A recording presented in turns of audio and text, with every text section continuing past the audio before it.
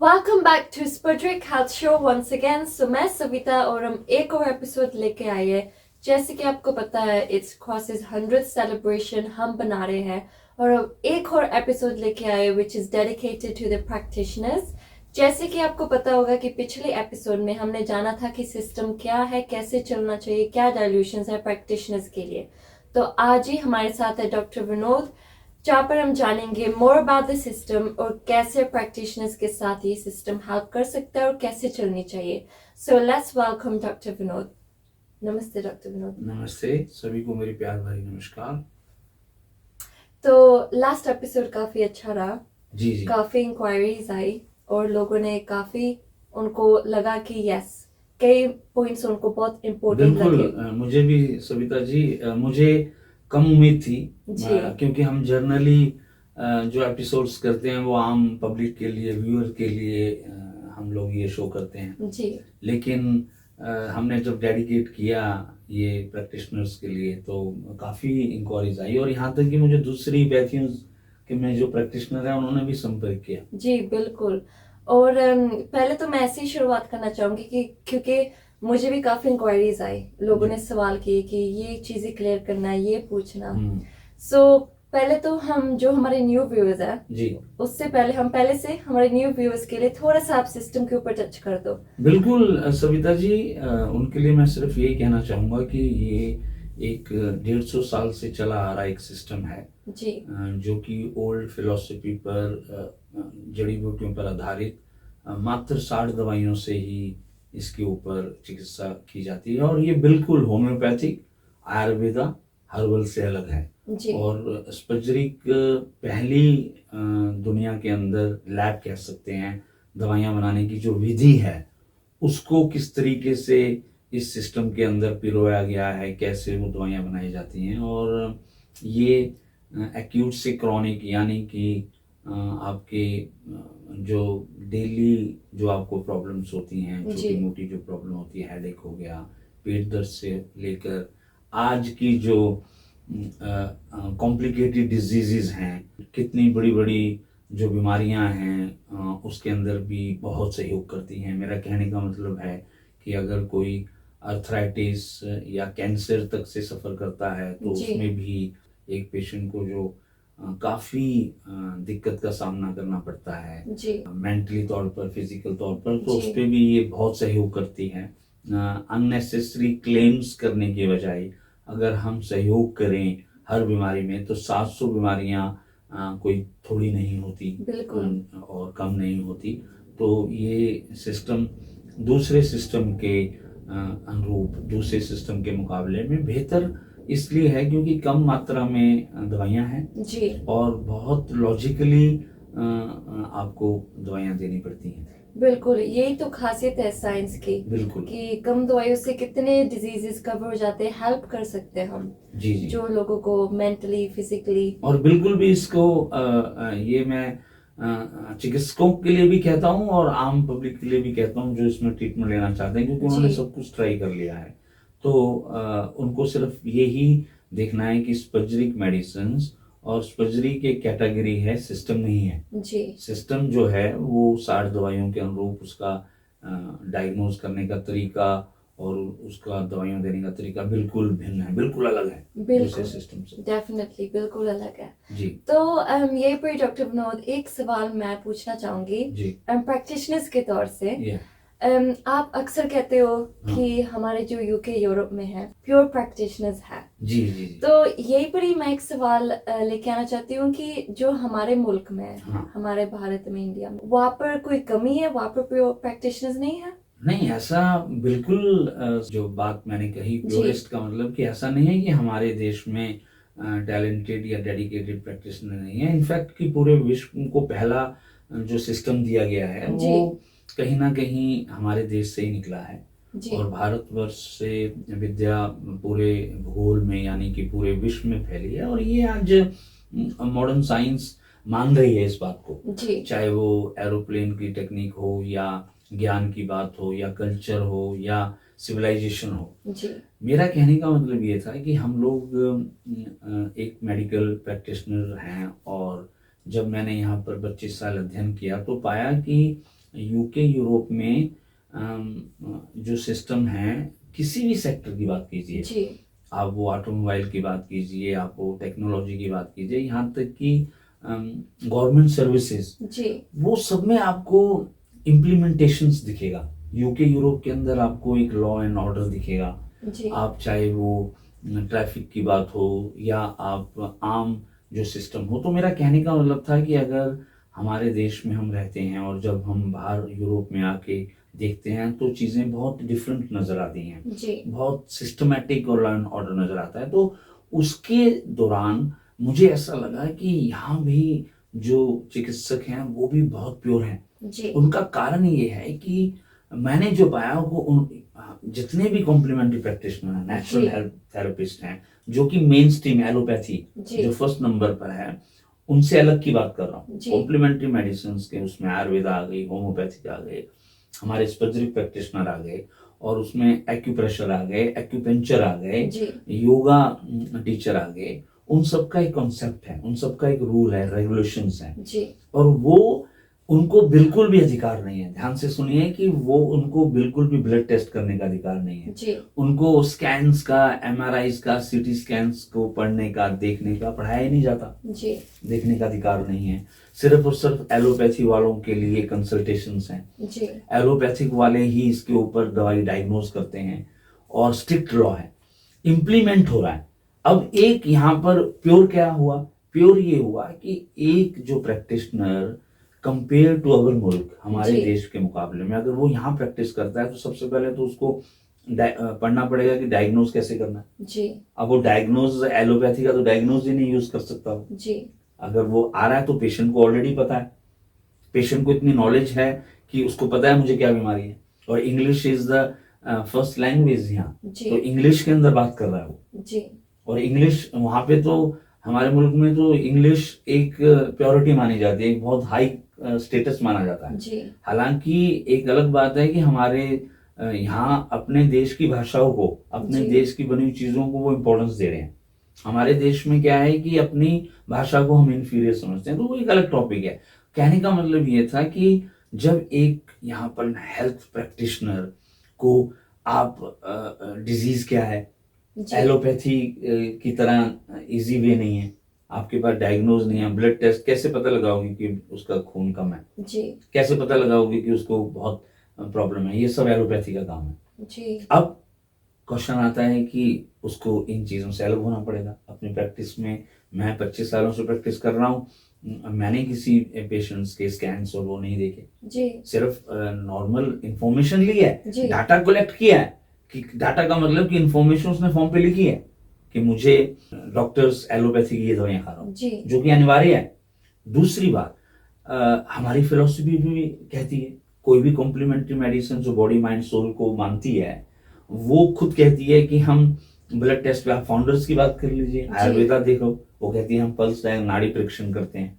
हमारी फिलोसफी है बात पित्त कफ। होम्योपैथी कहती है, हमारी कॉन्स्टिट्यूशन है, मियाज्म थ्योरी है। जी हनीमैन एलोपैथ से आया, लेकिन उसने कभी भी इनके ऊपर डिपेंड नहीं रहा। उसने कहा सेंसिटिविटी अलग है पेशेंट्स की। जी अगर हमारी स्पर्जरिक की बात करें तो रक्त और रस की फिलोसफी है। जी कहने का मतलब ये था कि हम यहाँ पर कॉम्प्लीमेंट्री प्रैक्टिशनर को कोई भी किसी तरह की सपोर्ट नहीं है। जी तो क्या होता है कि वो अपने ही सिस्टम में रहकर, यहाँ तक कि वो दवाई भी यूज नहीं कर सकता। जी जैसे कि आपको मालूम है कि यहाँ पर एक फार्मेसीज के अंदर, एलोपैथी कंट्री के अंदर एलोपैथी एंटीबायोटिक नहीं खरीद सकते हम जी बिना प्रिस्क्रिप्शन के।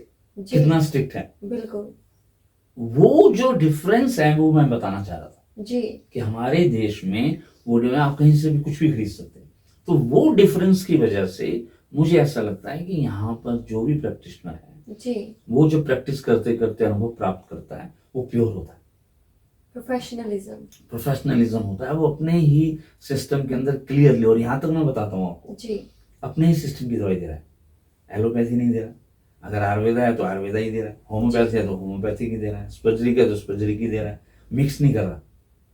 और पेशेंट भी इतना अवेयर है कि वो जब आया तो छोड़ के आया, सब कुछ ट्राई कर चुका है, जी तो प्योरिस्ट निकलता है, अनुभव हो जाता है, प्रैक्टिस हो जाती है। फिर वो माहिर हो जाता है, उसमें एक्सपर्ट हो जाता है अपने सिस्टम का।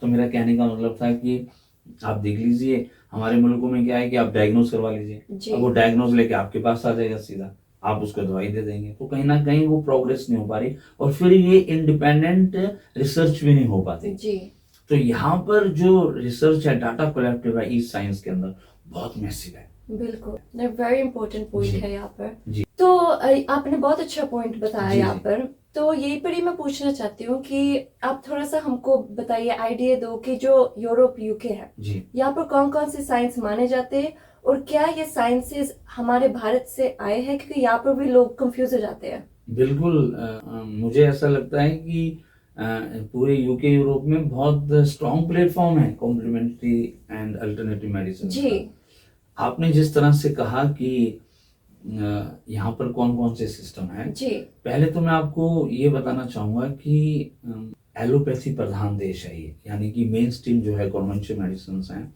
मैंने कई बार वीडियो में बताया कि कैसे उन्होंने थोड़े से समय में एलोपैथिक ने, मॉडर्न मेडिसिन ने कितनी तरक्की करके नंबर 1 बन गया। जी अगर आप 200 साल पहले जाओगे तो वो इंफीरियर नीचे था।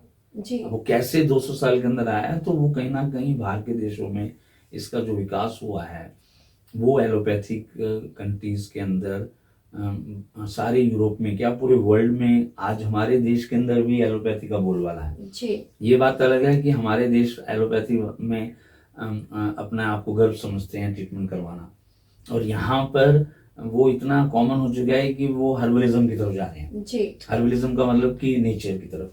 अब वो इतने स्ट्रिक्ट लॉ के बाद मुझे ऐसा लगता है कि ये कंट्रीज के अंदर कितना उदारता है कि ये सिस्टम एलोपैथी को बढ़ावा देते हुए भी साथ में सब सिस्टम्स के ऊपर फोकस रखते हैं। जी हर सिस्टम यहाँ काम कर रहा है। कॉम्प्लीमेंट्री मेडिसिन जो सेक्टर है बहुत बड़ा है। बिल्कुल हर्बलिज्म है, आयुर्वेदा है। हर्बलिज्म और आयुर्वेदा अलग अलग है यहाँ।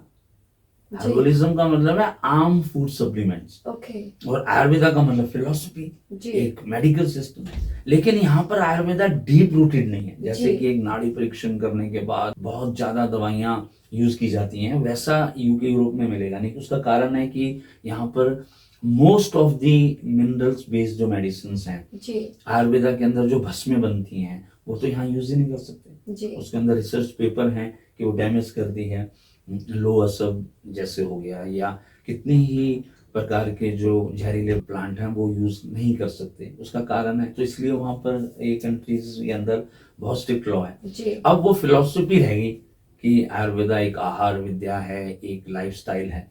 अब होम्योपैथिक के लीजिए, होम्योपैथिक सेकंड लार्जेस्ट सिस्टम बन गया। जी हर्बल और आयुर्वेदा को क्रॉस करते हुए होम्योपैथिक लार्जेस्ट सिस्टम हो गया, क्योंकि वो adopt by, accepted by everybody, कि बच्चे भी लाइक करते हैं, जी बड़े बुजुर्ग बहुत अच्छे लाइक करते हैं, और साइड इफेक्ट नहीं है। आपको मैं बताता हूँ कि यहाँ पर एक बात बताता हूँ कि मेरे को कई पेशेंट आते हैं या इंग्लिश कम्युनिटी से आते हैं, तो वो बताते थे जैसे हमारे जो पूर्वज यहाँ आए थे जी आज से 50 60 70 साल पहले, जब पूर्वज जो हमारे आए हार्ड वर्कर, जो आज हम जो हैं, जो इस देश के अंदर जो वो आके उन्होंने जो हार्ड वर्क किया, तो वो रेंट पे रहते थे। जी तो जब रेंट पे रहते थे तो इंग्लिश कम्युनिटी उनको तड़का भी लगाने नहीं देती थी, स्मेल करता है, इतना स्मेल आती स्ट्रॉन्ग है होता है जी कि वो बर्दाश्त नहीं कर पाए। आज भी बच्चे यहाँ पर और यहाँ के जो इंग्लिश, वो स्मेल लाइक नहीं करते। नहीं लाइक करते। तो बिटर इन टेस्ट है आयुर्वेदिक मेडिसिन, इसलिए वो कहीं ना कहीं प्रोग्रेस नहीं हो पाई। तो आप देखिए होम्योपैथिक, वो साइड इफेक्ट नहीं है उसके अंदर, जी और वो टेस्टलेस है, तो यहाँ पर ज्यादा प्रोग्रेस होगी। तो आयुर्वेदा, आपने पूछा कि हमारे देश से निकली है, बिल्कुल ओके आयुर्वेदा हर्बलिज्म हमारे देश से निकली है, लेकिन होम्योपैथिक हमारे देश से नहीं निकली। ओके होम्योपैथिक है, उसका जन्म जर्मन में हुआ, जी और एलोपैथी नाम देने के लिए भी होम्योपैथिक के जो फाउंडर है हनीमैन को श्रेय जाता है, वो हमने कई वीडियो में बताया। तो हर्बलिज्म, लेकिन आप देखेंगे दोनों में अंतर है। जी स्टैंडर्ड इम्प्लीमेंटेशन यहाँ पर बहुत ज्यादा है। जैसे मैंने थोड़ी देर पहले कहा कि कोई भी चीज यहाँ पर जो लॉ बने हुए हैं, सख्त बने हुए हैं, वेरी स्ट्रिक्ट लॉ है, लॉ एंड ऑर्डर है। जी तो जो आयुर्वेदा भी है, वो भी जो प्रैक्टिस कर रहा है, वो हर्बलिज्म को लेके प्रैक्टिस कर रहा है। उनकी दवाइयों को यहाँ पर हर तरह की दवाइयाँ अवेलेबल नहीं है आयुर्वेदा की, जी तो वो एक तरह से कह नहीं सकते कि आप पूरी तरह से एक आयुर्वेदा प्रैक्टिस में प्रैक्टिस कर रहा है। जी उसको अगर आप असली दवाइयाँ ही नहीं मिलेंगी तो वो कैसे प्रैक्टिस करेगा। तो इसलिए वो आयुर्वेदा कहीं ना कहीं एक लिमिट तौर पर काम चल रही है, एक लिमिटेड दायरे में चल रही है, लेकिन हर तरह का सिस्टम है यहाँ पर। हर यहाँ तक कि योगा को बड़ा बढ़ावा दिया जाता है जी।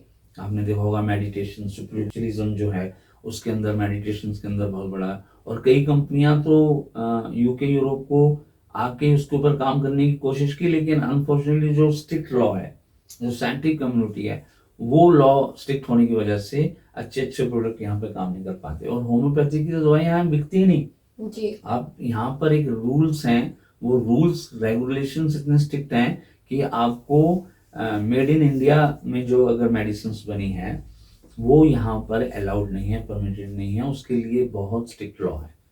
तो इसलिए आपको वहां नहीं मिलेगी। वो यहीं के अगर आप देखेंगे हर्बलिज्म को देखेंगे या फूड सप्लीमेंट में जो पौधा यहाँ नहीं है, या जैसे नीम हो गया या आंवला हो गया, तो वो यूके यूरोप में नहीं मिलता, तो वो एज ए फूड सप्लीमेंट यहाँ आ सकता है जी। लेकिन अगर जनरली आप देखेंगे हर्बलिज्म या आयुर्वेदा के एक्सट्रैक्ट्स देखेंगे या आप होम्योपैथी देखेंगे, वो सारे यहाँ पर फार्मेसीज हैं, वो मेड इन इंडिया वाले यहाँ पर लीगली अलाउड नहीं है। जी। जी।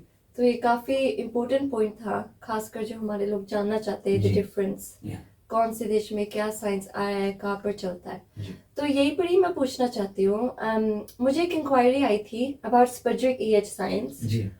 एक क्वेश्चन आया था कि उसमें 38 रेमेडीज होते हैं, नॉट जी। 60। मुझे तो भी पूछा किसी ने। जी, थोड़ा सा कंफ्यूज थे, डाउट थे, तो उसके ऊपर आप अगर क्लियर कर सकते हो। देखो, इसके लिए सविता पहले थोड़ा सा हिस्ट्री समझनी पड़ेगी कि ये सिस्टम जो है, जब काउंट सीजरमैटी ने इटली में इसकी रचना की तो उन्होंने काफ़ी दवाइयाँ बनाई और वो एक्सपेरिमेंट करते करते करते उन्होंने 38 फाइनलाइज की। जी। लेकिन अध्ययन में आता है कि उन्होंने काफ़ी दवाइयाँ बनाई थी। और जैसे कि मैं एक उदाहरण देता हूँ कि जैसे एस ग्रुप है, तो उन्होंने पहले S1 बनाई, फिर 2 बनाई, फिर 3 बनाई, फिर 4 भी बनाई, फिर 5 भी बनाई, फिर 6 भी बनाई। अब आप S4 जो उस पर काम नहीं हो पाया, जी।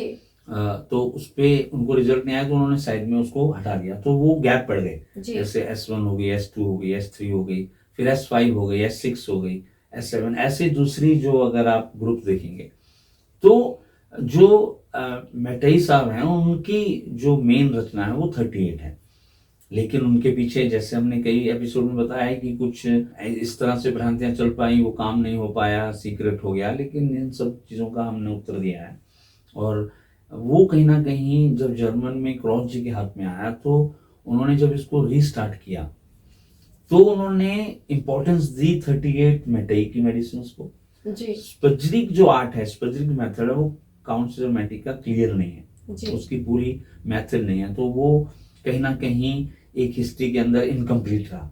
लेकिन क्रॉस जी ने उसको डेवलप किया, तो उन्होंने अपनी रिसर्च के अंदर 38 मेडिसिन के अंदर जो गैप थे, ओके, जो वो सीरियल नंबर थे, जैसे एस ग्रुप, S1, S2, 3 और 5, 6, 7 नहीं था, 8 नहीं था, 9 नहीं था, 10 था, तो उन्होंने क्या किया, वो किस तरीके से उन्होंने क्रॉस की, हम जो जयंती बना रहे हैं उसके ऊपर आप देखिए कि उसको इम्पोर्टेंस जाता है, कैसे जाता है कि उन्होंने वो गैप फिल किए। तो 22 जब गैप फिल करके वो जो नंबर था 38 से 60 तक पहुंच गए। जी। तो अगर आप देखेंगे तो मैटी के 1 से लेके 38 के अंदर गैप्स नजर आते हैं। जी। जैसे S4 नहीं है ना, C7 नहीं है, तो ये एक प्रैक्टिशनर समझेगा कि मैं क्या बात कर रहा हूँ, आम जनता इसको नहीं समझेगी, लेकिन एक प्रैक्टिशनर को पता है। तो वो गैप्स थी क्रॉस ने की। अब यहाँ पर सबसे इंपॉर्टेंट बात देखिए, S1 को रिक्रिएट क्यों नहीं किया, वो S4 को ही क्यों बनाया, तो क्रॉस ने कहीं ना कहीं वो सब कुछ मटेरियल से सीखा, जी, तभी वो 60 हुए।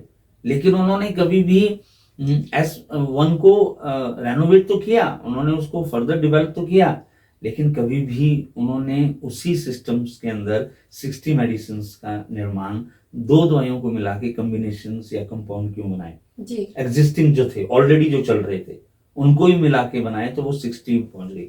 तो बिल्कुल अब क्या है कि कुछ लोग ओल्ड स्कूल फैशन है जी, कुछ लोग पुराने जमाने में ही रहना चाहते हैं, वो एक कहावत भी आपने सुनी होगी कि बाबा आदम के जमाने में रहते हैं, up to date. Up to date. हालांकि किताबों में 60 का ही जिक्र है। Okay. कोई भी किताब आपको 100 साल पुरानी भी आपको हमारे देश में या यहाँ मिलेगी, उसके अंदर 38 के साथ साथ जो डेवलप हुआ जी। वर्ल्ड वॉर के बाद, उसके अंदर आपको 60 मेडिसिन का अध्ययन है। जो क्रॉस का जो सिस्टम चल रहा है, जी। जो डेवलप किया, साइंटिफिक बनाया, वो तो 60 चल रहा है। और शुरू से ही उसमें लिखा हुआ है 100 साल पुरानी कंपनी 60 मेडिसिन बनाती थी। जी। तो वो कहीं ना कहीं 60 मेडिसिन ही काउंट करोगे ना, तो उसके अंदर क्या है, शॉर्टकट मारने की आदत है। बिल्कुल। कि वो हम कर लेंगे, 38 से हम 60 बना लेंगे। लेकिन आप कभी भी नमक बाद में डालते हो क्या?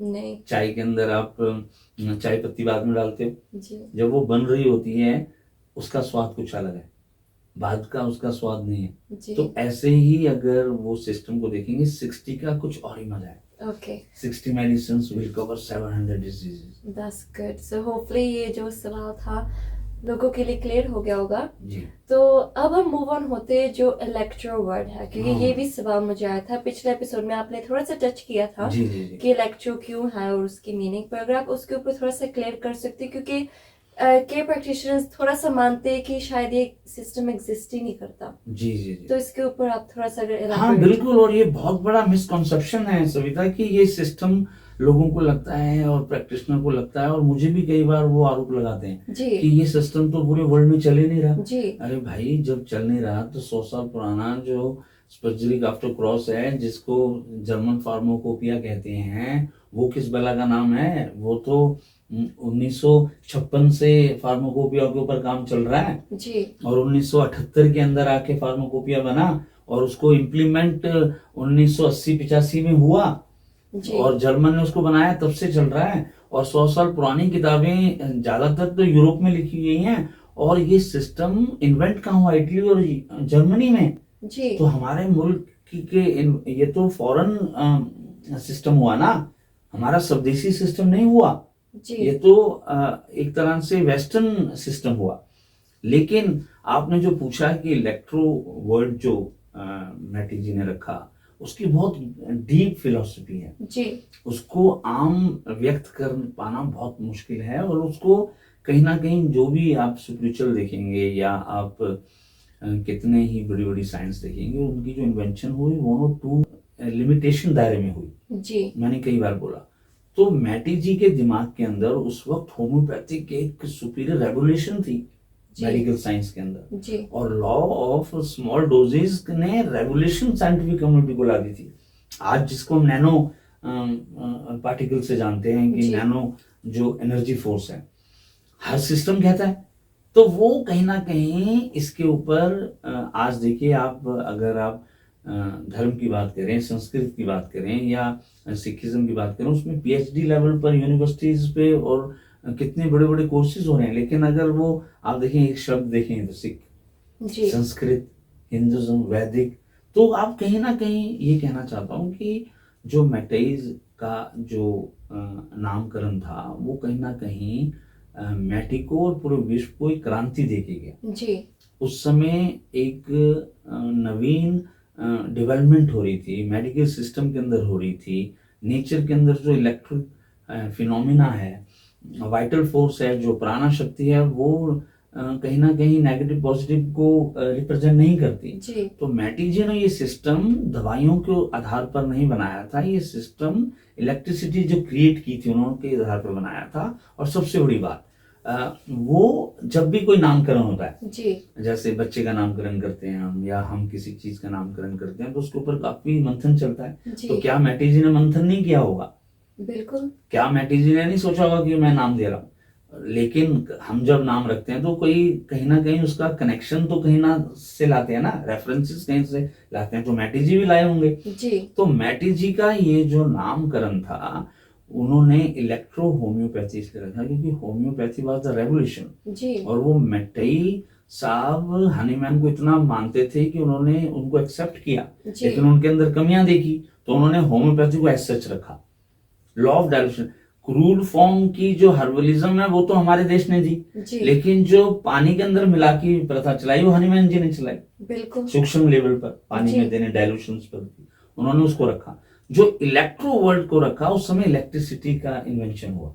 जी उस समय इलेक्ट्रिसिटी क्रिएट की, पूरे वर्ल्ड के अंदर इलेक्ट्रिसिटी का निजात हुआ था, उस समय इन्वेंशन हुई थी। बिल्कुल। मैटी जी ने इन दोनों चीजों को मिला दिया ओके।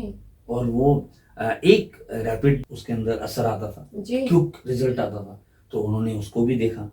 मैं ये कह रहा हूं कि इस नामकरण के ऊपर ही आप पीएचडी कर सकते हो। ओके। अब वो ऑडिक फोर्स से जोड़ दिया, वो एक प्राण शक्ति से जोड़ दिया। जी आप कितनी ही बातें कीजिए, वो बच्चों वाली बात होगी, वो चाइल्डनेस होगी कि इलेक्ट्रो जो है वो एक एनर्जी है। जी। एनर्जी तो हर चीज में है, वो मैंने पिछली बार कहा। तो वो इलेक्ट्रो होम्योपैथी धीरे धीरे यहाँ तक कि क्रॉस ने अपनी पूरी जिंदगी के अंदर उसको उसी नाम को कैरी किया। जी उसके बाद जो 100 साल से कंपनी चल रही थी, उन्होंने 1940 तक 1945 तक इस नाम को कैरी किया। जी। लेकिन जब वर्ल्ड वार सेकंड हुआ, फर्स्ट हुआ, उसके बाद वर्ल्ड का एस्पेक्ट्स बदल गए, लोग घबराने लगे, फियर हो गया, तो इलेक्ट्रो वर्ल्ड कहीं ना कहीं वो उनको मिसलीडिंग करने लगा। जी तो इसलिए कुछ बुद्धिजीवियों ने उसको इलेक्ट्रो वर्ड हटा दिया। लेकिन हमारे देश में वो शुरू से ही 100 साल से चल रहा है। पूरे विश्व के अंदर वो कहीं ना कहीं डिमिनिश, एक तो फॉलोवरों की कमी हो गई, जी। और दूसरा कहीं ना कहीं ये होम्योपैथिक का पार्ट समझ के होम्योपैथिक में चला गया। तो बिल्कुल। होम्योपैथिक में जाने की वजह से जो वो ओरिजिनल नामकरण जो था, इसका जो असली नाम था, वो कहीं ना कहीं खो गया, धूमिल हो गया। जी उसको कहीं ना कहीं नेचर प्लेयर इंपॉर्टेंट रोल, वो वापस आ गया। सो कहने का मतलब ये था कि कहीं ना कहीं वो इसको एक एनर्जी लेवल पर समझना बहुत ही एक अनसाइंटिफिक होगी। उसको कहीं ना कहीं अब मेडिकल सिस्टम ने क्लियर कर दिया है, कितने electric ganglion, millions of brain के अंदर सेल्स काम कर रहे हैं, जी। सिग्नल्स देते हैं। उस समय तो मैटी जी ने ऐसे ही नहीं नाम रख दिया होगा। बिल्कुल। दूसरी बात सबसे इंपॉर्टेंट जो मेरी रिसर्च में आया, कि वर्ल्ड की कोई भी दवाई आज तक नेगेटिव एंड पॉजिटिव लेवल पर काम नहीं करती। जी आप देखिए कि कोई भी दवाई, चाहे वो एलोपैथी की हो, आयुर्वेदा की हो, होम्योपैथी की सेल्फ की हो, कभी भी वो लो और हाई लेवल पर काम करती है, लेकिन नेगेटिव पॉजिटिव नहीं।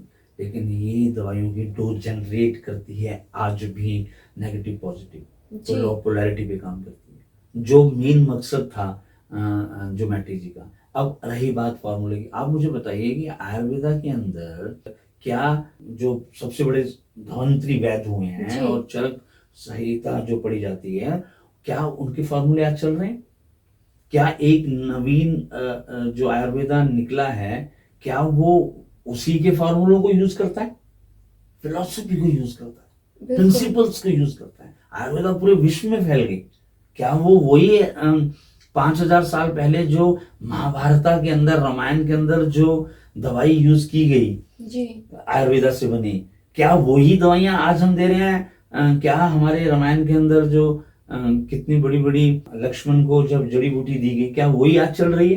कहने का मतलब है कि फिलॉसफी आज चल रही है, वो दवाइयां अपने आप बनती चली जाएंगी। बिल्कुल। आप मुझे बताइए कि जहाज या एरोप्लेन, मेरा फेवरेट टॉपिक होता है एरोप्लेन, जी मोबाइल, कि आप देखिए कि सारे जहाज तो एक जैसे ही हैं। जी आप अगर देखेंगे कि जितने भी जहाज हैं, वो आप कितने भी ब्रांड ले लीजिए, सब मैकेनिकल तो एक ही तरह से काम करते हैं ना, जी सबका बनावट तो एक ही तरह से है।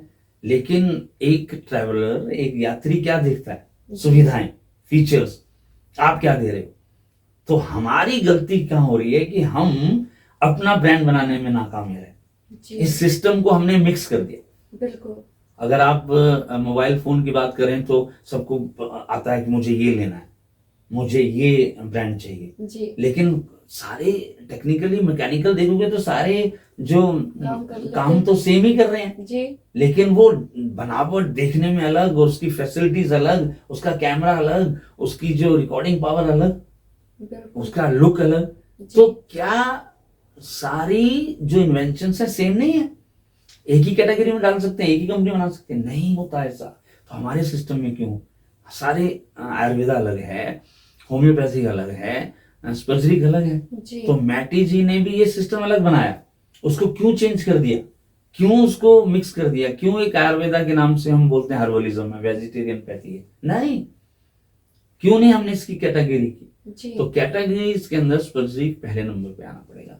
तो हो सकता है कि सबका समय के अनुसार वो बदलता है, तो वो कहीं ना कहीं आज भी ये सिस्टम मैंने जैसे बताया कि पूरे यूरोप के अंदर डॉक्यूमेंटेड है और जी सेम ओरिजिनल फाउंडर के नाम से डॉक्यूमेंटेड है। बिल्कुल। मेरे पास जी आप डाटा है, और यहाँ तक कि आने वाले समय में कुछ इतनी बड़ी बड़ी उपलब्धियां आए कि हम वो धीरे धीरे इसको बताएंगे कि कैसे यहाँ पर ये सिस्टम को ऑफिशियली रिकॉग्नाइज किया। जी काफी ये अच्छा बहुत, हाँ रहेगा। जी, तो इसलिए इसको एक मैं हमेशा सम्मान करता हूँ फाउंडर का, लेकिन वो इन्वेंशंस बहुत बड़ा रूप धारण कर लेती हैं। जी बिल्कुल। और कई बार ऐसा भी होता है कि अगर आप देखेंगे कितनी ही इन्वेंशंस ऐसी हैं जी जिसके अंदर टेलीकम्युनिकेशंस हैं या लाइट बल्ब है, थॉमसन के साथ हम जोड़ते हैं, लेकिन बाद में डेवलप हुई वो। बिल्कुल। तो मैटी जी का कहीं ना कहीं ये सिस्टम को फॉलो कर कहीं ना कहीं इसको अधूरे छोड़ गए, और क्रॉस इज द वन। और हाँ, लकीली हमारे मुल्क के अंदर, इस देश के अंदर वो रिमेन रहा, लेकिन वो कहीं ना कहीं ओल्ड स्कूल फैशन बन गया। वो पुराने ख्यालात की वजह से वो कैरी करते, लकीर के फकीर हो गए। अपडेटेड किसी भी चीज को करना बहुत जरूरी है। बिल्कुल। अब पुराने जमाने में जो हम लोग चीजें लेके चलते थे वो आज एक म्यूजियम में रखी जाती है, जी लेकिन वो हम कैरी तो नहीं करते। तो अपडेटेड तो होना ही पड़ेगा। तो हमारा सिस्टम कहीं ना कहीं अपडेटेड में मार खा गया और अपडेटेड नहीं हुआ। यूरोप में, वेस्टर्न कंट्रीज में ये अपडेटेड रहा, बिल्कुल। है ना। तो तो कहीं ना कहीं अगर आप देखेंगे कि अगर मैं पहले, कई बार मैं आपको बताना चाहता हूँ कि कई बार अक्सर समझ लेते हैं कि मैं दवाइयाँ बनाता हूँ। नहीं, जी जर्मन में बनती है, बिल्कुल। वो हमारी कंपनी नहीं है।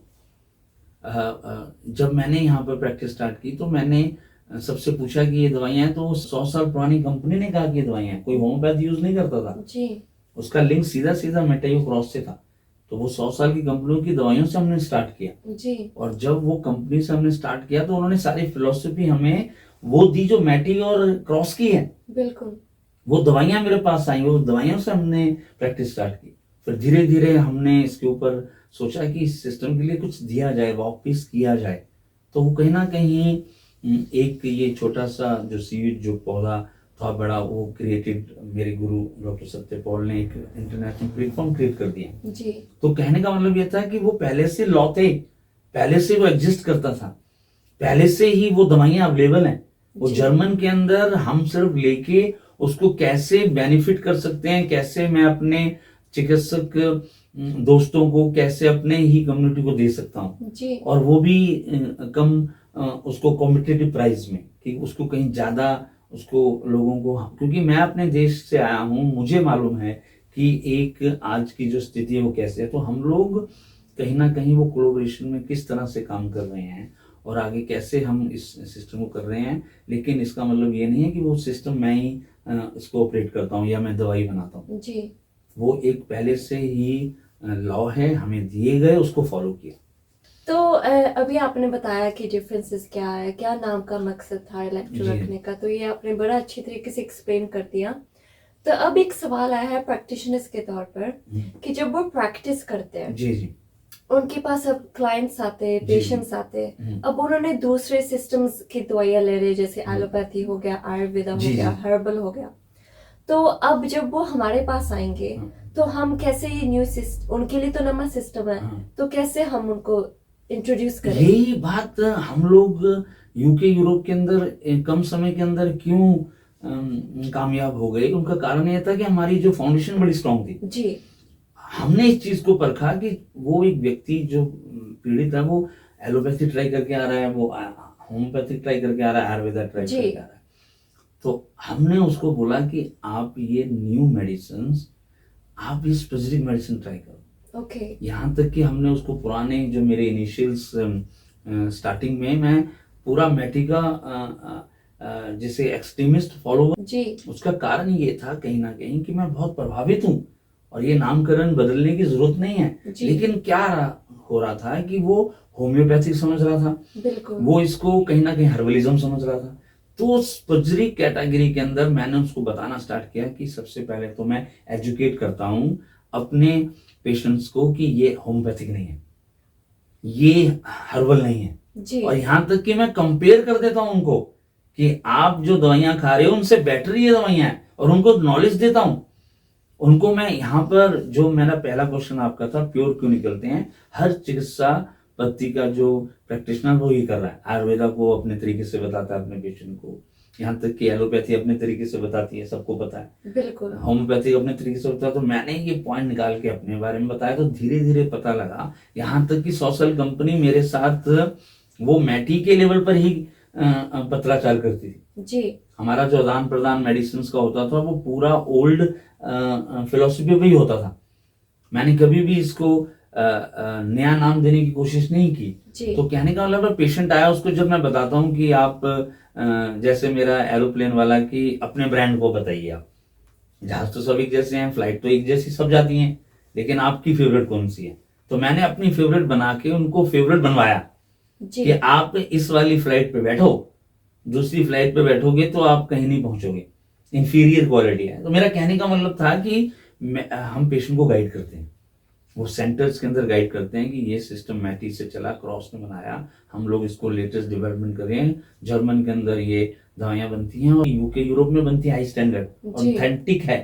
हम नहीं बनाते, हम उसको डायलूट नहीं करते अपने क्लिनिक के अंदर, ये बनी बनाई आ रही है, हाइजीनिक है, गाइडलाइन फॉलो करते हैं। जी तो सामने वाला जो पेशेंट है वो इंप्रेस होता है, बिल्कुल। वो कहता है कि आप ब्लाइंडली ठीक नहीं कर रहे हो, क्योंकि नॉलेज हो गई है। एक प्रैक्टिशनर के पास जब प्रैक्टिस, चाहे हमारे देश की बात हो, जी आज उसको नॉलेज है, आज गूगल डॉक्टर है, वो इंटरनेट पे सीधा डाल देता है कि क्या प्रॉब्लम है। जी आप भी आके वही बता रहे हो, तो फिर इसका मतलब तो वो आप में और उसमें अंतर क्या है। कोई डिफरेंस तो इसलिए वो हम उसको फिर समझाते हैं जी कि ये सिस्टम बिल्कुल, ये सिस्टम है जड़ी बूटियों के आधारित पे बना हुआ है, और इसका नामकरण ये है, और इस बजरी का, और ये बिल्कुल भी, वो कई बार कहता है मैं होम्योपैथी की और दवाई खा रहा हूँ, मैं बंद करवा, नहीं, जी आपको कुछ डिजीज के अंदर एलोपैथी आप बंद नहीं करवा सकते, ओके लेकिन आप दूसरी जो दवाइयां हैं, हर्बल खा रहे हो, फूड सप्लीमेंट, यहाँ तक कि विटामिन, अननेसेसरी विटामिन दे रहे हो आप, कमर्शियल पॉइंट है। वो स्टडी आई है, कितनी ही यूनिवर्सिटीज की स्टडी आई है कि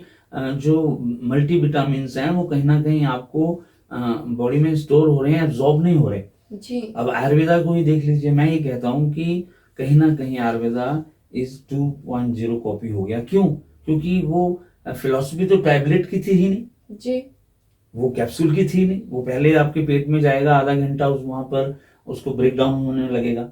आपका जो असब्स होते थे वो सीधा आपके स्पजरिक, जिसको एसेंस कहते थे, उसको वो आपके रस के अंदर मिलके आपके काम करते थे। जी तो जब ये पेशेंट्स को पता लगा तो उनको लगा कि नहीं, मुझे तो इसी फ्लाइट में बैठना है, मुझे इसी सिस्टम में जाए। वो जी धीरे धीरे क्रिटिसाइज हुआ, धीरे धीरे लोगों ने उसका, वो एक लॉ है, वो धीरे धीरे क्रिटिसाइज होता है। पहले सच को अगर आप कहते हो तो उसका विरोध होता है, जी लेकिन वो धीरे धीरे करते करते आज यूके यूरोप के अंदर, यहाँ तक कि हमारे अपने देश के अंदर, विश्व के 14-15 कंट्रीज के अंदर से हमें इस सिस्टम को आगे बढ़ाने के लिए, और कितनी कंट्रियां अभी बढ़ती जा रही हैं, जी 16-17, और अभी हम बहुत जल्दी शायद इस साल हम 2 और कंट्रीज में पहुंचने वाले हैं। बिल्कुल। और वो प्योर था 100% मैटी फिलोसफी पर। जी जी, तो इसलिए अवेयर करना, हम बोलेंगे आयुर्वेदा है,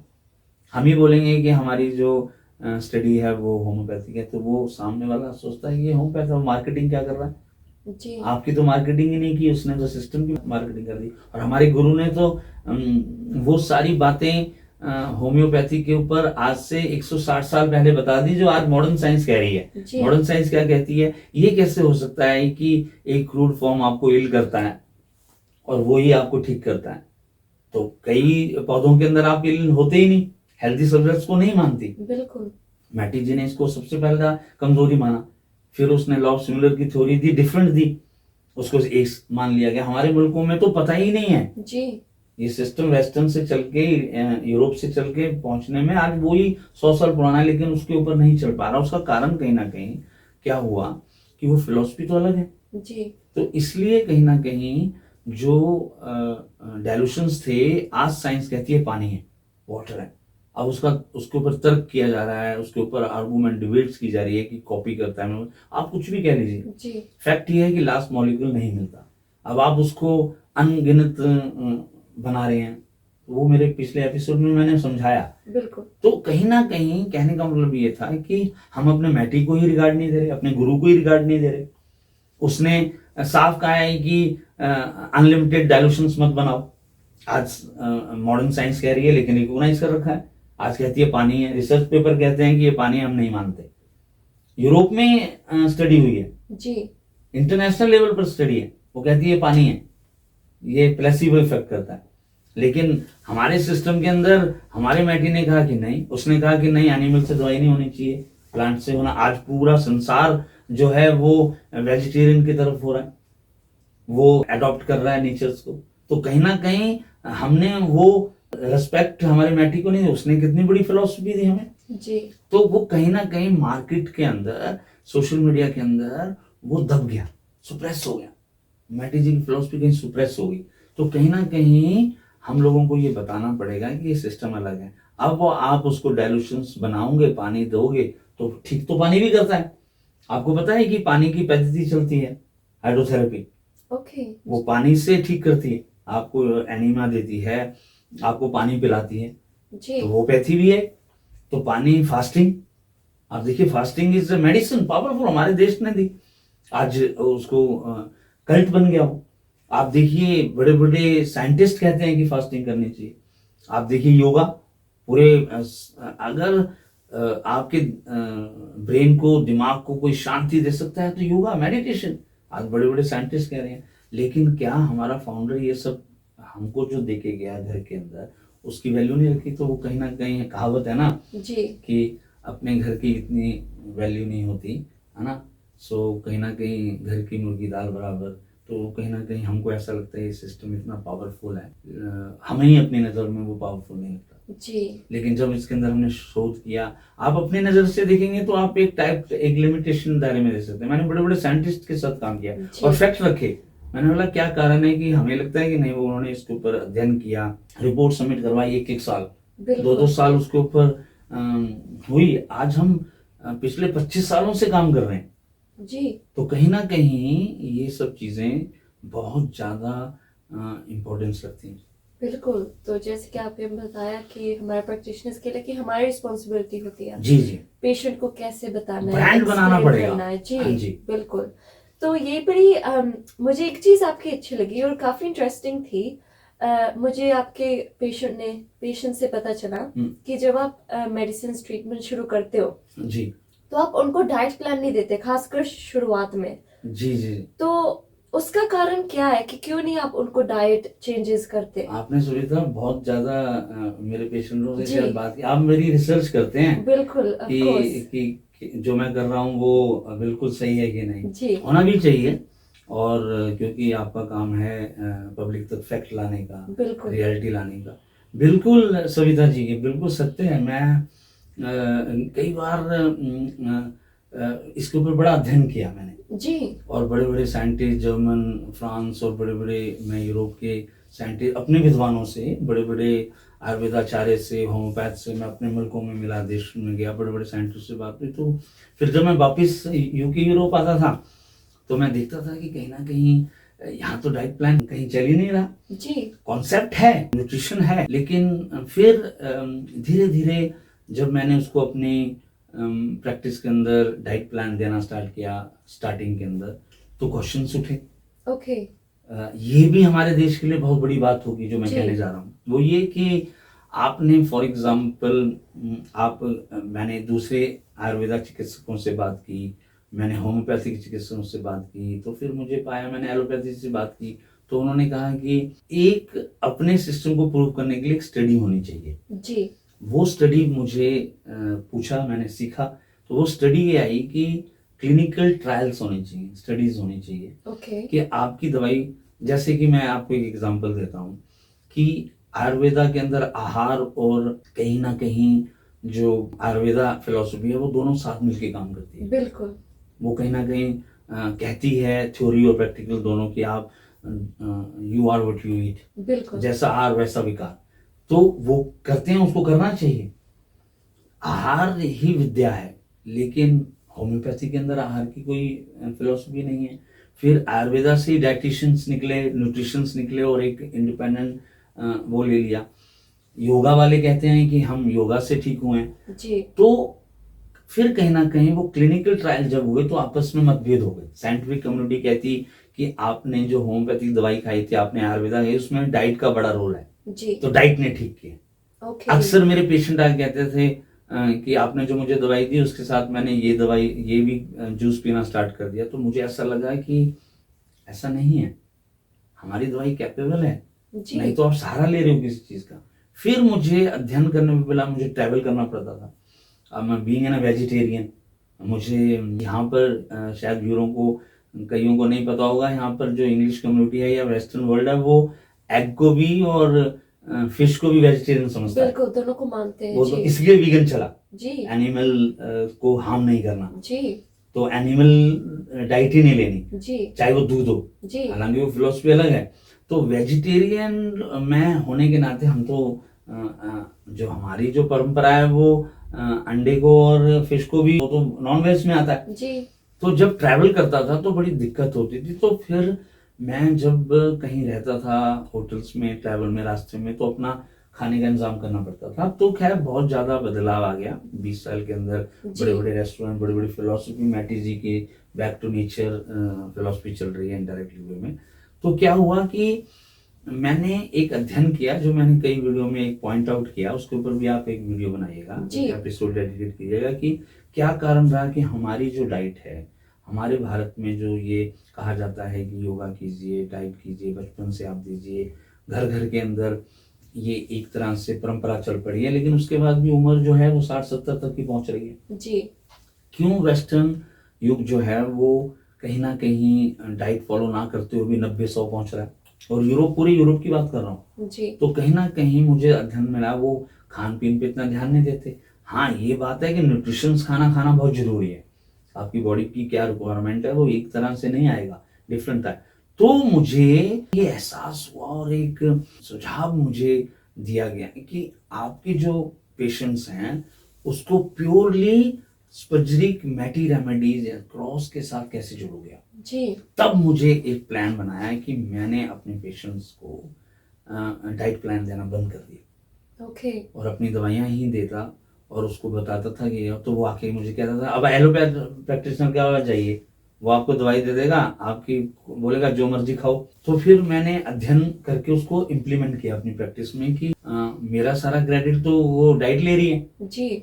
हमने मेहनत की, डाइट पे जा रहा है। दूसरे सिस्टम वाले क्रिटिसाइज करते थे कि आप की दवाइयां ठीक नहीं कर रही, वो उसने ये चीज छोड़ी है तब। तो मुझे फिर लगा कि नहीं, मुझे ये क्लिनिकल डाटा बनाना पड़ेगा, और मैंने बनाया, और इतना ठोस बना, इतना मजबूत और इतना प्रैक्टिकल और साइंटिफिक बना कि 700 बीमारियों को हमने इंडिपेंडेंटली, ये बीमारियां ठीक कर सकती हैं। उसमें ना डाइट का रोल है जी। ना उसमें मेडिटेशन का रोल है, ना योगा। इसका मतलब ये नहीं है कि मैं उन सिस्टम्स को मानता नहीं, वो अलग फिलोसफी है। लेकिन बीइंग मैं एक प्रोफेशनल स्पेशलिस्ट, मैटी को फॉलो करने वाला, क्रॉस को फॉलो करना, स्पेशलिक प्रैक्टिस करता हूँ, 60 दवाइयों में प्रैक्टिस करता हूँ, और सिर्फ 3 तरह के डाइल्यूशन यूज करता हूँ। तो उसको प्रूव करने के लिए हमने एक टीम का निर्माण किया, उसके अंदर बड़े बड़े साइंटिस्ट और एक्सपर्ट्स लिए, और वो 7 साल चला।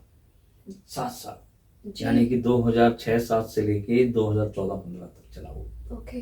और वो कंक्लूजन निकला कि हम लोग डाइट नहीं करवाएंगे। जी। आज भी मैं अपने प्रैक्टिशनर्स को कोई डाइट प्लान में रहा, तो मैं कह रहा था कि एलोपैथी के बाद जाके खुशी जाता, वो कुछ बंद नहीं करवाते। जी। आप जो मर्जी खाओ और आपको ठीक हो जाए। तो पूरा वर्ल्ड अगर नंबर 1 है तो पूरा वर्ल्ड की रेशो जो है ज्यादा उनको फॉलो करती है, तो सिरदर्दी नहीं है। अब आ जाती है कि अगर बचपन से ही अगर आहार विद्या को लोगे, आप अच्छा आहार करोगे, योगा चलेगा, तो आप बीमारियां नहीं होंगी, आप हेल्दी रहोगे। जी। वो बचपन से ही संस्कार लाने पड़ेंगे आपको। लेकिन आप ऑलरेडी एक पीक पे जाके अगर आप ट्राई कर रहे हो, और मैं आने वाली पीढ़ियों को क्या दूंगा, अगर मैं अपनी प्रैक्टिस के अंदर एक बुकलेट बनाता हूँ, या मैं अपनी जो भी दवाई लिखता हूँ, इंडिकेशन, थेरेप्यूटिक वैल्यू, वो मैंने ट्राई किए होते हैं 100 पेशेंट्स पे। ओके। तब जाके वो डाटा बना। जी। हमने वो ट्रायल किए हैं, तो हमने पाया कि हमने किसी को वो परहेज नहीं करवाए, कहने का मतलब कि डाइट प्लान नहीं चेंज करवाया, हमने बोला जो खाना चाहते हो आप खाओ।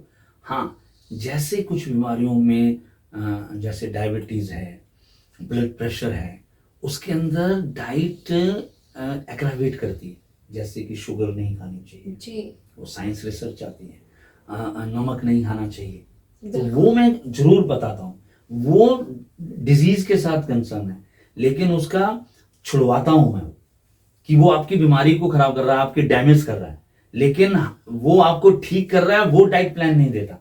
जैसे कि आपको ये जूस पीना चाहिए, आपको ये हर्ब साथ में खाने चाहिए, यहाँ तक कि कुछ ऐसे भी मिथ चल रहे हैं कि एक जो पेशेंट है वो कंफ्यूज हो जाता है, उसके बाद जाओ ये रोटी नहीं खानी चाहिए, आटा ये खाना चाहिए, चावल ये खाना चाहिए। अरे भाई आप वेस्टर्न में आके देखिए, सब कुछ चल रहा है जी तो कहीं ना कहीं वो अध्ययन आया। और फिर मैं जो मेरे गुरु डॉक्टर सत्यपाल की जो ये इंटरनेशनल प्लेटफॉर्म था, उसको आने वाली पीढ़ियों को जब मैं बुक लिख रहा था, तो मेरे को ऐसा लगा कि अगर मैं बुक, मैंने तो पेशेंट ठीक किया हमारी दवाई से, 60 में से एक दवाई ली जी और उसको साथ में मैंने जूस पिला रखा है, कोई विटामिन खिला रखे हैं, तो वो तो उसकी वजह से भी ठीक हुआ है, लेकिन मैंने उसका तो जिक्र अपनी बुक में किया नहीं। और जब वो पेशेंट या वो स्टूडेंट उसको पढ़ के अपनी प्रैक्टिस कर रहा है, उसको रिजल्ट नहीं आ रहे।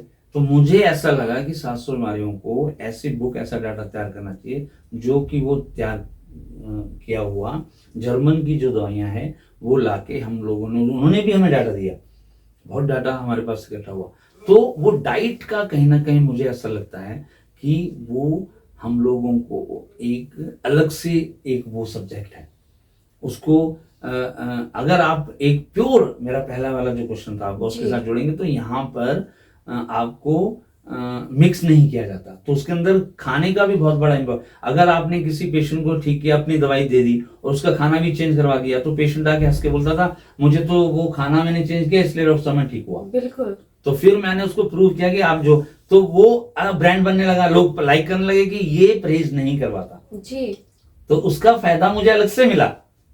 तो वो फायदा मेरे को मिलने से इस सिस्टम का विकास हुआ और आज हमारे पास 700 बीमारियां एंटीबायोटिक ठीक हो सकती हैं। तो कहीं ना कहीं बीमारियों के ऊपर हमें यह अध्ययन करना पड़ेगा कि डाइट क्या ठीक कर रही है, एक हर्बल एक्सट्रैक्ट क्या ठीक कर रहा है, एक होम्योपैथिक मेडिसिन क्या ठीक कर रही है, और एक स्पजरिक के हम डाइट हमने संभाल रखा है, तो हमारा सिस्टम के साथ क्या दवाई है। तो इसलिए वो डाइट प्लान मैं उनको नहीं देता हूँ। वो फिर धीरे धीरे मेरी एक आदत बन गई, एक ब्रांड बन गया और हम लोग अब चल रहे हैं। और यंगस्टर तो बहुत लाइक करते हैं, वो बिल्कुल। यंगस्टर तो कहते हैं कि वो परहेज नहीं करवाते, वो कुछ जी। नहीं छुड़वाते, पर मैं धीरे धीरे उनको इनडायरेक्टली लेवल पर एक हेल्दी लाइफ, जैसे आप देखिए मैटी ने कहा कि अगर आप हेल्दी रिमेन रहना चाहते हैं तो रस और रक्त आपका शुद्ध होना जी। चाहिए, और रस और रक्त तब शुद्ध होगा जब आपका आहार ठीक होगा। लेकिन वो बात कर रहे हैं हेल्थी सब्जेक्ट की, जी जिसको भी दवाई की जरूरत नहीं है। पूरे सिस्टम क्या कर रहे हैं, वो हेल्थी सब्जेक्ट के ऊपर, होम्योपैथिक स्पेशली हेल्दी के ऊपर रिसर्च कर रहा है। जी लेकिन उन्होंने क्या किया कि मुझे बीमारी के ऊपर रिसर्च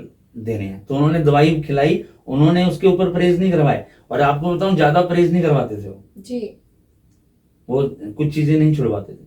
तो वो रेवोल्यूशन हो गई, जब वो कर सकते हैं, हमारे गुरु कर सकते हैं, तो हमने भी उसको पाके आज देखा। तो अब किसी को, दूसरी साइंस वालों को, एक्सपर्ट वालों को जब मैंने सामने से स्टडी रखी तो वो हैरान रह गए। फिर सर्वे किया पेशेंट्स के ऊपर आके, वो अनचेक नहीं है, वो देखा गया। फिर उसको जी जब देखा गया तो उन्होंने कहा वाकई में मेरे पेशेंट्स के साथ जैसे आप ले आए, आपने किसी मेरे पेशेंट से बात की होगी जी और आपको पता लगा होगा, तो आपने फिर उसको एक क्वेश्चन बना के यहाँ रखा, तो बहुत अच्छी बात की आपने। जी बिल्कुल वो होना भी चाहिए, और मैं चाहता हूँ कि ये चीज विद्या सीखनी चाहिए और अपने सिस्टम को आगे बढ़ाना चाहिए। बिल्कुल, ये काफी अच्छा पॉइंट है क्योंकि अब हमको पता चल जाता है कि हमारी मेडिसिन काम करती है। हाँ बिल्कुल, एक बिना मॉडर्न दवाई। मेडिसिन के डॉक्टर मेरे पास हम बैठे हुए थे, तो उन्होंने मुझे बोला कि वो हल्दी लेते थे कोई जी। पेशेंट उनका, तो वो मेरे पास आ गया, मैंने दवाई खाना स्टार्ट कर दी। तो जो एलोपैथी प्रैक्टिशनर थे उन्होंने उनको बोला कि आप हल्दी भी ले रहे हो और आप ये दवाई भी ले रहे हो, तो और हमारी दवाई भी ले रहे हो, इसलिए आप कहीं ना कहीं ठीक हो, और मुझे लगता है कि हमारी दवाई से आप ठीक हो रहे हो। तो मैंने देखा कि उस पेशेंट को ठीक करने में कईयों का क्लेम होने लगा, कंफ्यूजन रहता है। कंफ्यूजन रहा। अब वो पेशेंट भी कंफ्यूज हो गया, उसने बोला मैंने एलोपैथी भी ली थी तभी मैं ठीक हुआ, मैं हल्दी ले रहा हूँ इसलिए ठीक हुई। तो फिर धीरे धीरे होम्योपैथी ले रहा हूँ। तो मैंने सोचा कि क्यों ना मैं एक ऐसे पेशेंट्स की लिस्ट तैयार करूं जो पेशेंट जाके जब रिपोर्ट दे तो वो बोले कि मैंने सिर्फ वो दवाई खाई थी, मैंने कोई प्रयोग नहीं किया। उसके ऊपर जब मैंने 7 साल प्रैक्टिस की तो वो एक एक मेरी, मैं कहता हूँ रिचुअल बन गया, वो जी। एक परंपरा बन गई। और हमारे जो प्रैक्टिशनर्स हैं, हमारे साथ जो पढ़े हैं, और या हम जिनको टीच करते हैं, जो हमारे सेंटर्स हैं ऑल ओवर यूके, यूरोप में, वर्ल्ड वाइड में, उनको हमने ये गाइडलाइन दी तो उनका सहयोग मिला मुझे। जी। और उन्होंने कहा कि नहीं, हम लोग मैटी को फॉलो करेंगे और हम सिर्फ और सिर्फ 60 दवाइयाँ यूज करेंगे, 3 डाइल्यूशंस देंगे, खुद नहीं बना ही नहीं सकते। यूके यूरोप के अंदर तो आप खुद एक प्रैक्टिशनर चीजें ला नहीं सकते। और आपको पता है कि लाने के लिए जो व्हीकल्स चाहिए या वो मिलते नहीं है लीगली। बिल्कुल जी। तो इसलिए जब आप कहीं ना कहीं यहाँ पर फार्मेसीज में वो जो D1 कह लीजिए या स्पजरिक एसिड कह लीजिए, वो जहर, वो पॉइजनस है जी। उसको सील नहीं, आप मार्केट में नहीं मिलेगा आपको। तो ये कितना स्ट्रिक्ट लॉ है। जब आपको मार्केट में नहीं मिल रहा तो आप उसको डायल्यूट कैसे कर दोगे? तो कहीं ना कहीं कंपनीज के साथ बात करके हम लोगों को ये पता लगा कि इसकी असलियत क्या है। तब जाके हमें पता लगा कि हम लोग, और अब क्या है कि जब वो डायल्यूशन करने जाओगे तो आपको वो व्हीकल्स चाहिए, अब वो मिल नहीं रहे तो सिरदर्दी। तो फिर इस कंट्री में इसलिए प्योर निकलते हैं। जी बिल्कुल। तभी मैं दावे के साथ कहता हूँ कि 700 बीमारियां हमारा ये सिस्टम 60 दवाइयों से ठीक कर सकता है। बिल्कुल ही, डेफिनेटली यही खासियत है। तो ये पर ही ऑब्वियसली कई सवाल होते हैं, पर हम कोशिश करते हैं हर एपिसोड में कवर कर सके। तो लास्टली बस यही पूछना चाहती हूँ कि पिछले एपिसोड में आपने डाइल्यूशंस के ऊपर बात किए थे, तो आप वो थोड़ा सा हमारे, खासकर हमारे प्रैक्टिशनर्स के लिए क्लियर कर दो कि कौन से डाइल्यूशंस कितने तरह के हैं। बिल्कुल, वो मेरे पे भी कई लोगों ने मुझसे सवाल किया, ईमेल्स डाली हैं जी। कि वो आप मुझे, हमारे सिस्टम में तो कहीं लिखा नहीं, ये सिस्टम डाइल्यूशंस में आपने जो पत्ती दी वो आप अपनी थ्योरी बता रहे हो। तो मैं ये क्लियर करना चाहता हूँ आपके इस एपिसोड के माध्यम से, मेरी कोई थ्योरी नहीं है जी। मैंने एक मात्र भी अपनी थ्योरी नहीं डाली, उसको अपडेट जरूर किया है, उसको new information, new science, technology जरूर लेके आया हूँ। चाहे वो इक्विपमेंट्स की बात हो, वो पल्स डायग्नोस की बात हो, डायल्यूशंस की जो अननेसेसरी जो प्रथा बंद करके उसके ऊपर जो एक ऑलरेडी स्पेसिफिक डायल्यूशन की पद्धति चल रही है। लेकिन मैंने जैसे पहले कहा कि लोगों में सुनने की आदत बहुत कम हो गई है जी। वो सपोर्ट नहीं कर पाते या डाइजेस्ट नहीं कर पाते, तो वो, लेकिन कुछ ऐसे जिज्ञासु हैं, कुछ ऐसे प्रैक्टिशनर हैं जो जानना चाहते हैं, उनको मैं जानने के लिए, उनको बताने के लिए मैं ये फिलॉसफी और ये एपिसोड के माध्यम से डेडिकेट करता हूँ। उनको मैं थैंक यू करता हूँ कि जो लाखों चिकित्सकों से एक अलग सोच रख के हमारे पास आते हैं। और मैं चाहता हूँ कि मैं भी अपने सिस्टम के अंदर इतने ऊपर ब्लेसिंग आके उसको ऊपर इम्प्लीमेंट करके ही तो पहुंचाऊं। अब मैं चाहता हूँ कि वो सबको एक उसकी जो फिलॉसफी मिले, जो मुझे अचीव हुआ है वो दूसरों, वो सारे सेक्टर में है। तो बिल्कुल वो डायल्यूशंस के मेरे अपने बनाए हुए नहीं हैं, वो दवाइयाँ मेरी अपनी बनाई नहीं हुई है, लेकिन उसमें रिसर्च करके हमने एक अपना जो लास्ट 25 साल से जो अनुभव होता है जी, जो एक्सपीरियंस होता है, उसको साइंटिफिक कम्युनिटी के साथ जो शेयर करते हैं, जो प्रोग्रेस होती है उसके साथ हम साथ मिला के अपडेट करते हैं, तो सिस्टम प्रोग्रेस करता है first level to second level. आप मुझे बताओ कि हर सेक्टर के अंदर आप स्कूटर लेते हो, फिर कार लेते हो, फिर आप धीरे धीरे बदलते हो, स्टैंडर्ड लाते हो, तो सिस्टम के अंदर भी वैसा ही होना चाहिए। तो ये सिस्टम को समझो, 60 दवाइयाँ हैं, 60 दवाइयाँ की सिर्फ एक ही डोज होती थी, D4 होता था, और वो D4 को ही पेशेंट्स को देना है। वो पानी लेके आएगा, वो पानी, अब वो धीरे धीरे कंपनीज को लगा और टाइम बदला जी, मुझे नहीं, टाइम बदला कि कैरी करना पड़ेगा, पानी में डाल के उसको लेके जाना पड़ेगा, सिप सिप करके पीना पड़ेगा, कितना बिजी हो गया। लेकिन जो ओल्ड स्कूल फैशन के लोग होते हैं, जो बाबा आदम जमाने के होते हैं, वही कैरी करते हैं। वो खुद आसपास तो चीजें सब बदल रहे हैं, वो अपने घर का स्टैंडर्ड बदल रहे हैं, अपने बच्चों को तालीम दे रहे हैं, लेकिन खुद आप अपनी ही जब बारी आई, सिस्टम की बारी आई, तो आप वही बाबा आदम के जमाने की बात कर रहे हो जी। तो हमें लगा क्या, तो हमने कंपनीज के साथ बात की, हमने साइंटिस्ट के साथ बात की, तो लगा कि नहीं, अब हम लोगों को इसके ऊपर जो एक गिलास पानी का जो लेके आता है उसके अंदर हम D4 के जो 1-2 बूंद देते हैं उसको हम D8 बना देते हैं, जी उनको D12 बना देते हैं। तो वो हमारा पूरा उसको यहाँ पर बकायदा उसका ट्रायल्स हुए, उसको बकायदा उसको हमने एक स्ट्रिक्ट लॉ के तहत फिर वो जर्मन कंपनी को पास करवाया। वो बनाती कहाँ है, वो तो जी। आपको D4 दे के आपको बताती थी, आपको ज्यादा से ज्यादा वो तो यहाँ तक कि लिक्विड दवाई नहीं गोलियां बनती हैं, तो उसको कैसे मिक्स करोगे आप। तो इसलिए कहीं ना कहीं हमको ये लगा कि वो जो डायलूशन, और दूसरा हमारे मैटी जी, मेरी हर जो एपिसोड के अंदर आप देखोगे कि मैं मैटी जी को इतना मान देता हूँ, सम्मान करता हूँ और क्रॉस जी को, कि फिर मेरे अपने गुरु को, कि कहीं ना कहीं अपडेटेड होना चाहिए। तो हमें पाया कि वो डायलूशन तो मना करके गए हैं। आप मुझे एक छोटा सा बताइए कि होम्योपैथी के अंदर आप देखेंगे जो आम पेशेंट है होम्योपैथ का, वो भी आपको बोल रहा है कि मैं पोटेंसी 30 सिखाता हूँ, 200 सिखाता हूँ। वो कभी नहीं बोलेगा कि उसके अंदर मैं कोई दूसरी दवाई बना के दे रखी है। तो हमारा ब्रांड मिक्स हो गया, एक आदमी D6 कह रहा है, एक D7 कह रहा है, कोई D8 कह रहा है, कोई D10 कह रहा है। क्या है ये सब? आपको ये भी बताता हूं मैं, यूके यूरोप के अंदर आपको दवाई का नाम लिखना पड़ेगा। हमारे देश के अंदर कोई भी अल्टरनेटिव प्रैक्टिशनर्स, कोई भी सिस्टम वाला अपनी दवाई का नाम नहीं बताता जी। क्यों? उसका प्रोटोकॉल है, यहाँ आपको दवाई का नाम बताना पड़ेगा। यूके यूरोप के अंदर जो एक्सपायर है, इसलिए मैंने कहा प्योर निकलते हैं, आपको दवाई का नाम बताते हैं कि मैंने आपको ये दवाई इस पोटेंसी में दी है। हम उसको हमने अनुसरण किया, उसको हमने लिया, हम लिखते हैं। हमारे जो पेशेंट्स को लिस्ट दी जाती है या हम पेशेंट को दवाई देते हैं उस पर लिखते हैं, क्योंकि हम नहीं बना रहे, वो पीछे से जर्मन से जो आ रही है, हमने उसके ऊपर उसको दवाई दी, वो बड़े कंटेनर से छोटे कंटेनर में दिया, या एज इट इज 20 ml आ रही है तो 20 ml देंगे, 50 ml लेना चाहता है 50, पर एक टाइम पर अवेलेबिलिटी नहीं थी। तो उसके किसी प्रैक्टिशनर को अगर फेस टू फेस लगता है कि यहाँ पर लॉ है कि एक प्रैक्टिशनर को प्रैक्टिस करते करते कहीं ना कहीं अगर ऐसा लगता है कि मुझे ये दवाइयां देनी चाहिए, तो वो कंपनी से बात कर सकता है। तो कहीं ना कहीं मुझे ऐसा लगा कि ये डायलूशन पद्धति को लोग मिसअंडरस्टैंड करते हैं और हमारे गुरु की बात को अनदेखी करते हैं, उसको मान नहीं रहे। यहाँ तक कि क्रॉस जी ने बहुत डायलूशंस बनाए, लेकिन बाद में उसको सब काट दिए, उन्होंने सब खत्म कर दिए, 1000 तक पहुंचे थे।